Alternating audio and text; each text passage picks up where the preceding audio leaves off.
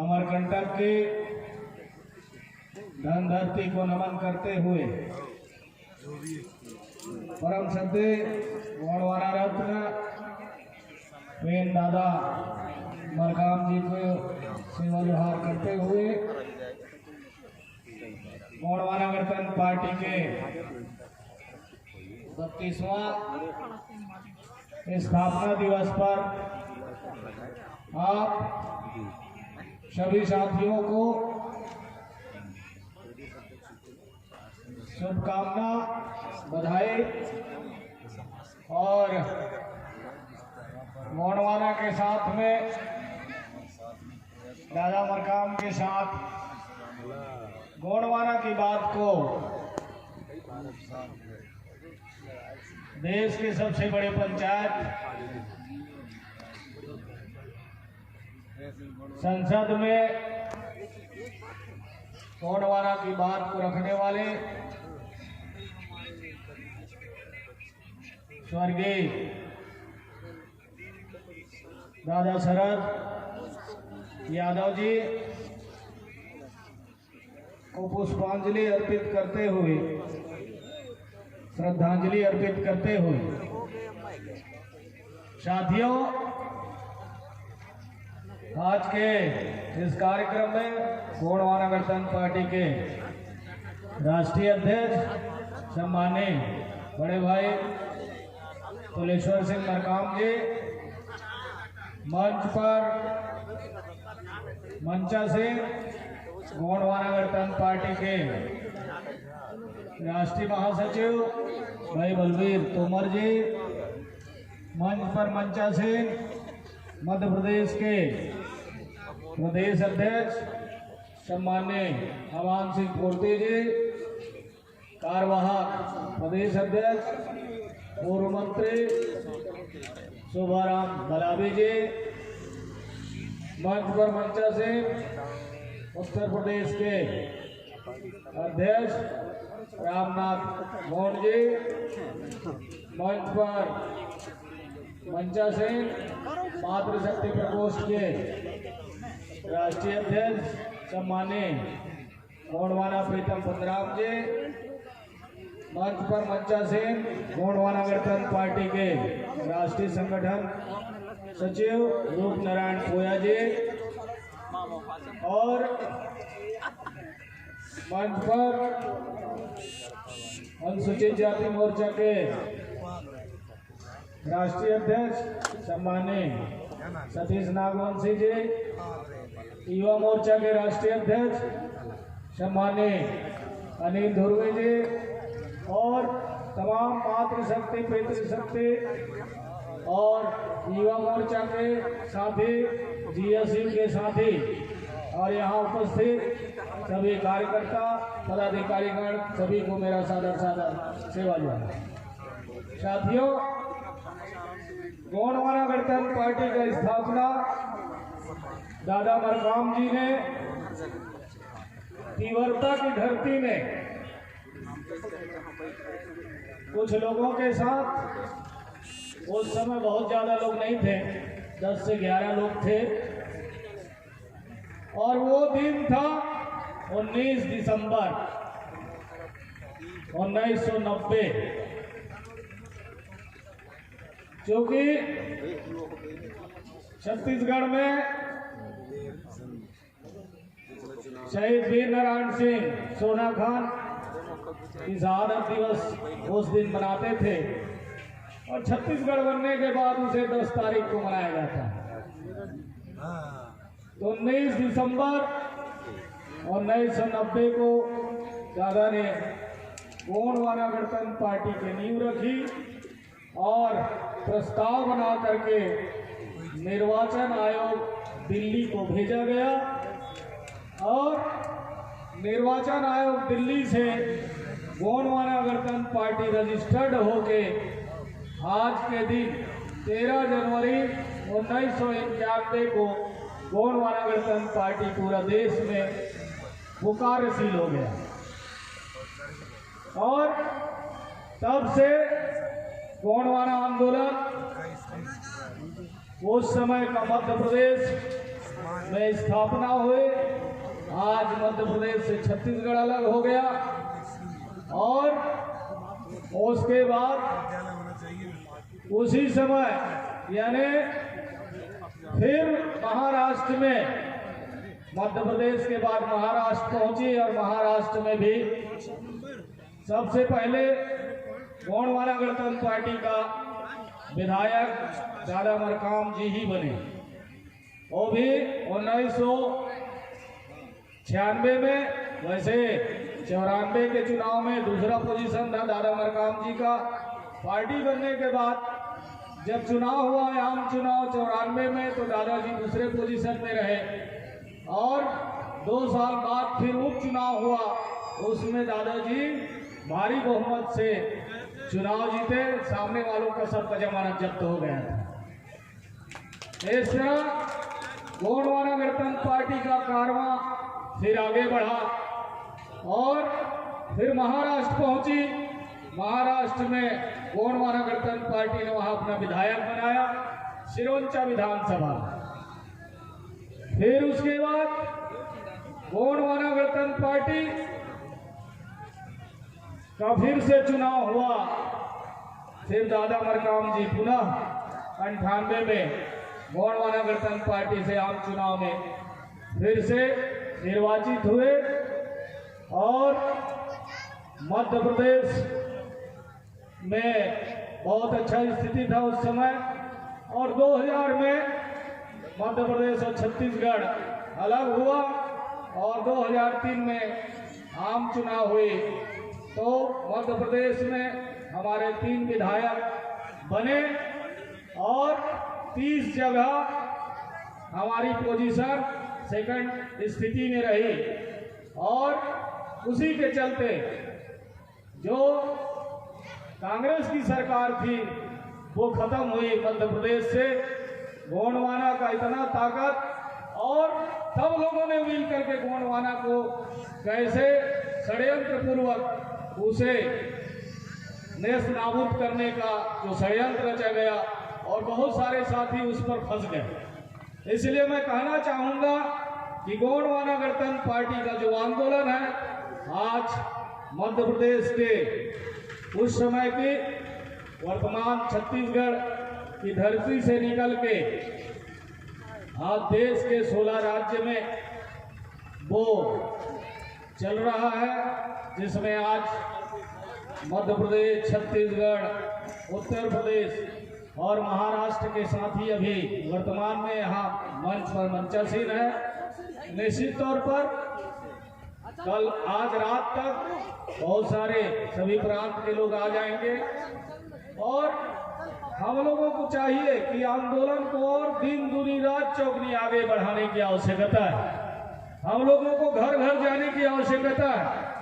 अभी जो घर घर गोंडवाना चली गांव की ओर घर घर झंडा हर घर झंडा का अभियान मध्य प्रदेश के धरती से हम लोगों ने जो राष्ट्रीय अध्यक्ष जी के माध्यम से प्रारंभ किया गया है, अब उसे सारे कार्यकर्ता जितने भी पदाधिकारी हैं, जो कार्यकर्ता हैं और जो समर्थित हैं, जो समर्थक हैं गोंडवाना के, उन तमाम साथियों से मेरा अपील है कि आप सब लोग हर घर में जा करके गोंडवाना के बारे में चर्चा करिए, उन्हें गोंडवाना गणतंत्र पार्टी का सदस्यता स्वीकार करवाएं, सदस्य बनाएं, ताकि आने वाले समय में जो 2023 के अक्टूबर नवंबर में चुनाव होना है 5 राज्य में, जिसमें हम लोग मध्य प्रदेश और छत्तीसगढ़ प्रमुख रूप से है, और हमारा तो आज गोंडवाना गणतंत्र पार्टी का लक्ष्य है कि हम लोग मध्य प्रदेश और छत्तीसगढ़ में आदिवासी मुख्यमंत्री को लेकर के आंदोलन करेंगे। क्योंकि जब से देश में पूरा देश का इतिहास देख लीजिए, हमारी संख्या सबसे ज्यादा होने के बाद भी आज हमारा मुख्यमंत्री क्यों नहीं बनता? दूसरे दल के लोग आपको भड़काते हैं।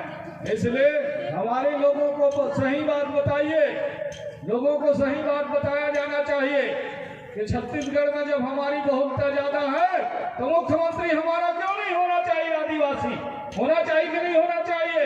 इस बात को कहना पड़ेगा। जब हम लोगों की संख्या, आदिवासियों की संख्या मध्य प्रदेश में सबसे ज्यादा है, तब आदिवासियों का मुख्यमंत्री बने तो आदिवासी मुख्यमंत्री कौन बनाएगा? बहुत सारी बातें आती है, लोग बताते हैं आदिवासी मुख्यमंत्री हम बना लेंगे। कोई कांग्रेसी कह देता है, कोई भाजपाई कह देता है, लेकिन कोई झूठ है साथियों, ये कभी आपको मुख्यमंत्री नहीं बनने देंगे। पुराना इतिहास उठा करके देखिए, पुराना इतिहास उठा करके देखिए, ये कभी नहीं चाहे आपको मुख्यमंत्री बनाना। इसलिए मुख्यमंत्री गोंडवाना गणतंत्र जरूर बना सकती है, बशर्ते समाज को कंधे से कंधा मिला करके गोंडवाना गणतंत्र पार्टी का झंडा को लेकर के आपको आगे बढ़ना पड़ेगा। निश्चित तौर पर बगल में देख लीजिए, झारखंड मुक्ति मोर्चा है, वहां लोगों ने संगठित होकर के, समाज के लोगों ने उनका साथ दिया, आज वहां उनकी मुख्यमंत्री है। आदिवासी मुख्यमंत्री है कि नहीं है? तो हम लोग भी दोनों प्रदेश में 2023 में हमारा लक्ष्य है कि गोंडवाना का मुख्यमंत्री यानी आदिवासी मुख्यमंत्री बनना चाहिए। इस मुद्दा को लेकर के हमको घर घर जाना पड़ेगा, हर घर जाना पड़ेगा, हर विधानसभा में हमको जो सिस्टम है पार्टी का उसके तहत हमको काम करना पड़ेगा। क्योंकि हमारे लोग कोई भी बात को कहीं पर भी बोल देते हैं, इसलिए मेरा निवेदन है आप लोगों से, जो बातें बंद कमरे में किया जाता है उसको हम खुले मंच में ना बोलें, और खुले मंच में जो बोलना चाहिए। आज जल जंगल जमीन का मामला है, आदिवासियों का, अनुसूचित जातियों का सब प्लान का मामला है। वो पैसा आखिर हमारे नाम पर इस देश में आया, वो पैसा कहाँ है, इसका हिसाब कौन लेगा? इसीलिए तो दादा मरकाम जी ने गोंडवाना गणतंत्र पार्टी बनाया कि हमारे नाम का पैसा इन दोनों चोरों ने चोरी कर लिया, इन लोगों ने डकैती किया है। इस डकैती लोगों को यहाँ से जड़ समेत इनको उखाड़ के फेंकना पड़ेगा, ताकि आने वाले समय में यहाँ के आदिवासी मूल निवासी समाज को उसका हक और अधिकार मिल सके। इसलिए हम सब लोगों को गोंडवाना गणतंत्र पार्टी की इस आंदोलन को, जो दादा मरकाम जी ने गांव गांव चल के, पैदल चल के, साइकिल में चल के, मोटरसाइकिल में चल के, ट्रक में, मैं दादा के साथ ट्रक में भी चला 1997 में। मुझे याद है कि मैं दादा के साथ जब से चला हूं, मैं देख रहा हूं दादा के साथ हम लोग पैदल चलते थे, उसके साथ हम ट्रक में भी गए हैं, मोटरसाइकिल में भी गए हैं, बस में भी गए हैं, और ट्रेन के जनरल कोच में भी बैठ के दादा मरकाम के साथ खड़े खड़े भी हम लोग यात्रा किए हैं साथियों। वो तब जाकर के आज ये दिख रहा है, गोंडवाना के लोग आज दिख रहा है कि आपका हक और अधिकार को कैसे मिल सकता है। तो उसके लिए दादा मरकाम जी ने आपको गोंडवाना गणतंत्र पार्टी का एक प्लेटफॉर्म दिया है, जिसके माध्यम से हम अपनी जल जंगल जमीन, अपने हक और अधिकार की लड़ाई को लड़ सकते हैं और उसे प्राप्त भी कर सकते हैं, उसे प्राप्त भी कर सकते हैं। और इतना बड़ा मंच आपको दिया, इस मंच में आप कदम से कदम मिला करके, संगठित होकर के, निष्ठावान कार्यकर्ता बन के, जो निष्ठावान होता है उसे राष्ट्रीय अध्यक्ष भी सम्मान करते हैं। कोई भी संगठन का मामला हो, जो अगर निष्ठावान कार्य करता है उसका दुनिया में हर जगह सम्मान होगा। साथियों, चमचागिरी करने की आवश्यकता नहीं है। आप निष्ठावान बन करके आंदोलन को आगे बढ़ाने का काम करें, निश्चित तौर पर यह आंदोलन दिन दुनी रात चौगुनी आगे विकास होगा। और अभी तो मध्य प्रदेश में आपका त्रिस्तरीय पंचायत राज चुनाव में अच्छा परिणाम आया है, और उस परिणाम को बनाए रखने के लिए हम लोगों को मेहनत करना पड़ेगा। अब ऐसा नहीं कि अच्छा परिणाम आया और घर में सो गए, इसको तो दिन दुनी रात चौगुनी आपको रात में भी काम करना पड़ेगा।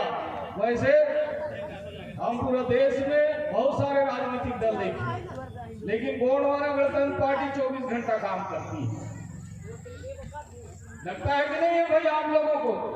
रात में भी गोंडवाना गणतंत्र पार्टी का काम हो रहा है, दिन में भी काम हो रहा है।